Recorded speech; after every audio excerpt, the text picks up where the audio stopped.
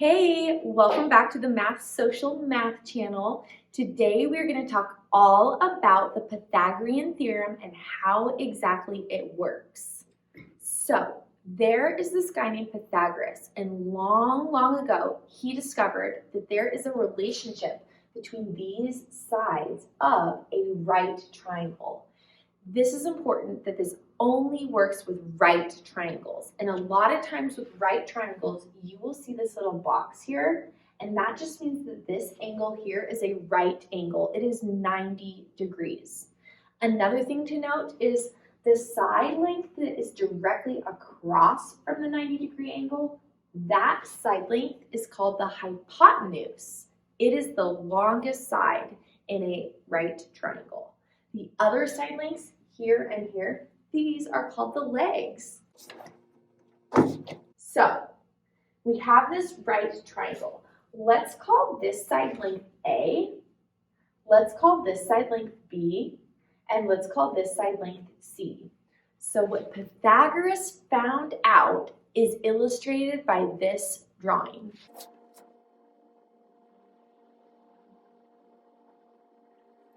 Okay, he found out that if we make a perfect square coming off of each of these sides, these two smaller squares always add to this larger square. So what I mean is, let's pretend A is equal to 3. This side length here is 3. So if we made a square coming off of this side length, the total area of it would be a 3 by 3, and that would have the area of 9. Okay, let's pretend B is equal to 4.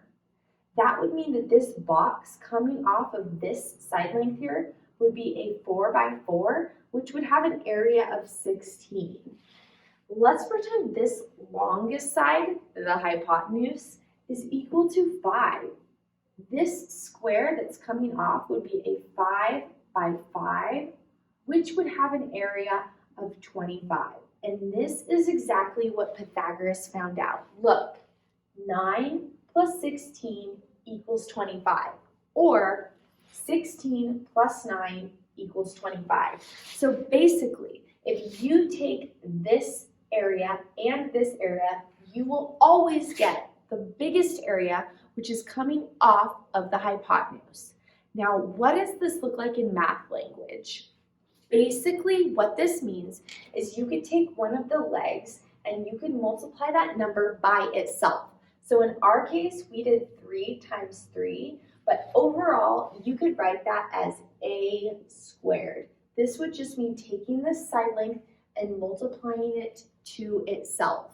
And then we added b squared, which in our case was 4 times 4. We will always get c squared, which in our case was 5 times 5.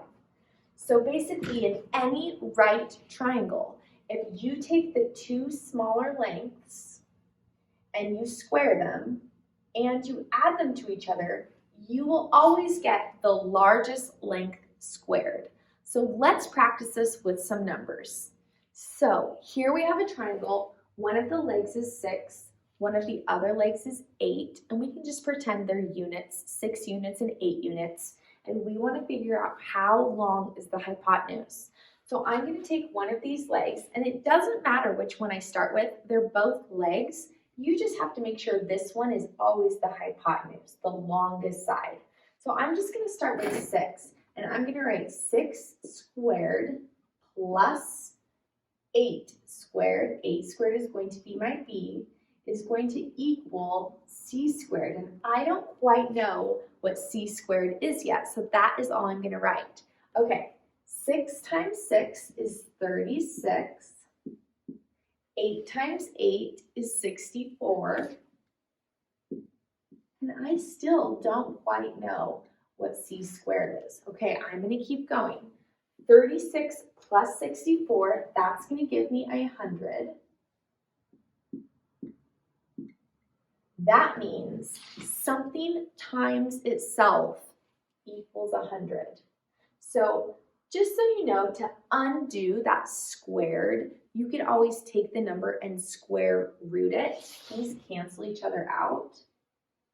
Cancel. So you could kind of think, what times itself would give me 100? And the answer is 10. So in this case, C is equal to 10. And I can go ahead and label that there.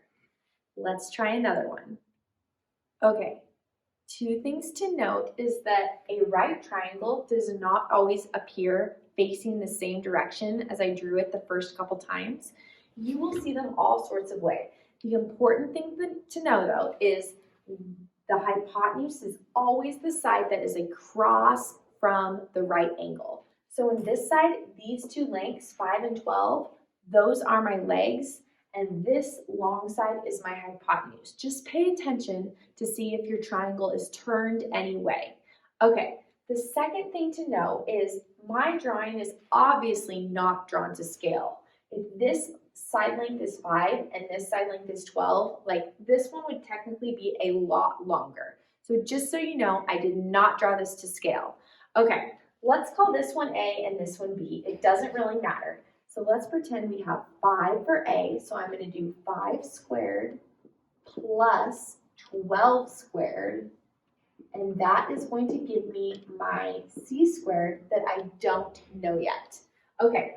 5 times 5 is 25. 12 times 12 is 144. And I still don't know what C squared is.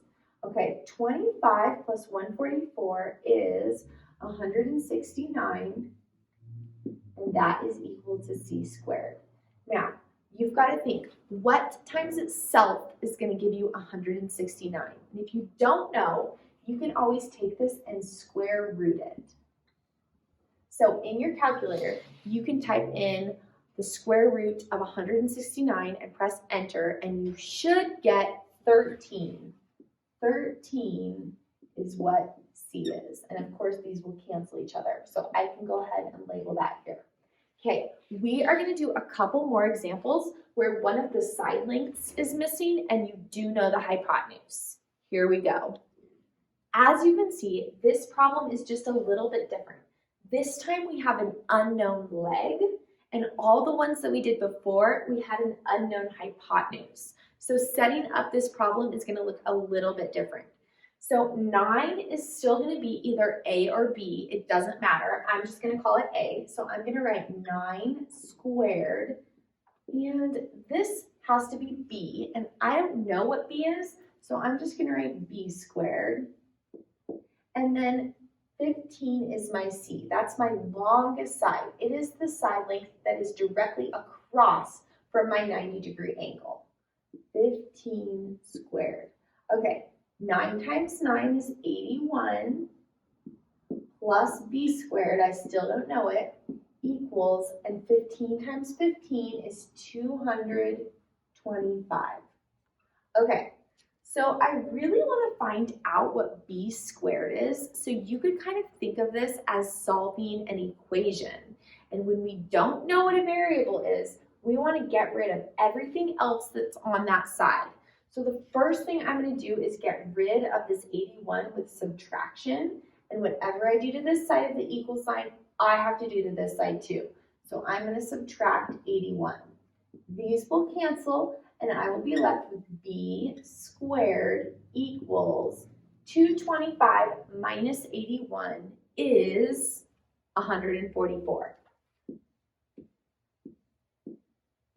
You might know the answer right here. Something times itself is 144, but if you don't, that's okay. We are just going to square root these to get rid of that squared sign. Square root. These will cancel. And then if you take your calculator and you type in the square root of 144, you should get 12.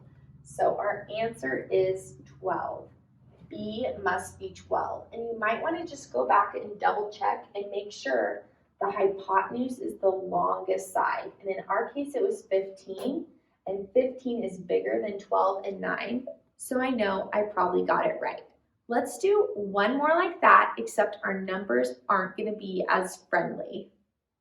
This time you will see that 50.4 is my hypotenuse because it is directly across from that 90-degree angle, and 33 is one of my legs. So I'm going to pretend that this is A, and I don't know what A is, so I am just going to rewrite A squared. This is going to be my B because it's one of my legs, so I'm going to write 33 squared equals 50.4 squared. That is going to be my C. Okay, I still don't know what A is, so I'm going to just rewrite it. And then 33 squared, or 33 times 33, if you want to use your calculator, you should get 1,089, and then equals 50.4 times 50.4 is 2,540.16. Okay, so same as last time, I want to get A by itself, so I want to get rid of this 1,089 by subtracting it from both sides because we want to keep our equations equal. Okay, this will cancel over here, and I will be left with A squared equals, if you do the math on this, you should get 1,451.16 or 16 hundredths. You can always just plug this into a calculator or do subtraction like this by hand. So we know something times itself is equal to 1,451.16. So we are going to square root it to get rid of that squared. Square root both sides. These will cancel, and we will get A equals 38.9. Now, if you didn't know that, which I didn't know that either, you could just take your calculator, type in the square root of, and then type in 1,451.16, and if you round, you should get this number. The last thing I'm going to do is put this number back on my triangle and make sure everything makes sense. 38.09 would go right here. All I'm checking is this long side, the hypotenuse, the biggest measure, and it is.